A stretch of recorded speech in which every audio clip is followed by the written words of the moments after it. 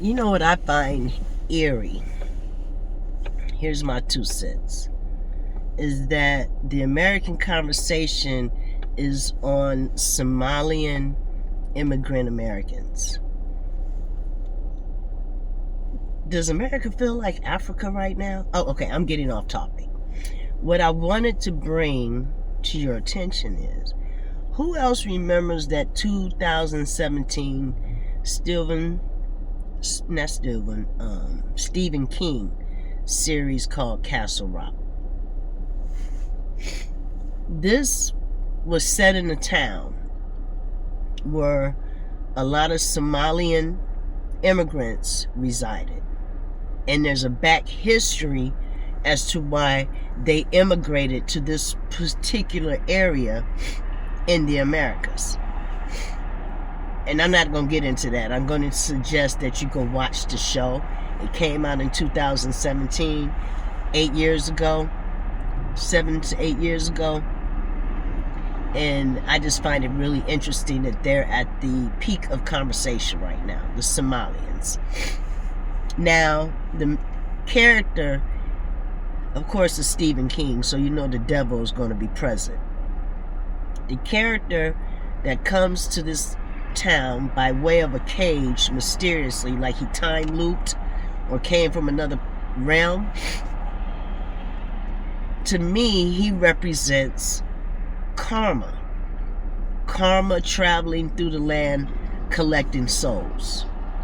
You know what I'm saying? What's that saying, when the devil comes to collect? Karma could also be equated to the devil coming to collect. Because what the show was trying to emphasize is, you have all these little towns, sundown towns, I would like to describe them, where it looks pretty on the outside, but it's full of sin. Those towns are full of sin. You understand what I'm saying? And it's not necessarily sin done where they sleep, but the sin that they put out into the world. And it's concentrated because so many of the residents participate in that on their day-to-day lives. So the sins and the evil concentrates itself and becomes manifested in the form of karma that can walk through the lands and collect souls. Is that not what it feels like now? Does it not feel like karma is traveling through these lands and collecting souls for their past sins, for the ghosts' past? Watch that series with new eyes, because I just find it very particular that now their focus is on Somalians in America. We ain't never tripped off of them before. They've been here. Everybody been here. You understand what I'm saying? It's basically going out to the highest bidder right now. Everybody's putting their stake in the flag.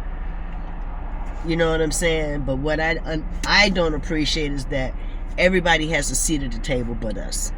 But except for the Aboriginal Americans. Everybody has a voice, has something to say, got something to put towards the bag, got something to put on the table, except for Aboriginal Americans. It's almost like we're purposely being kept out of this conversation.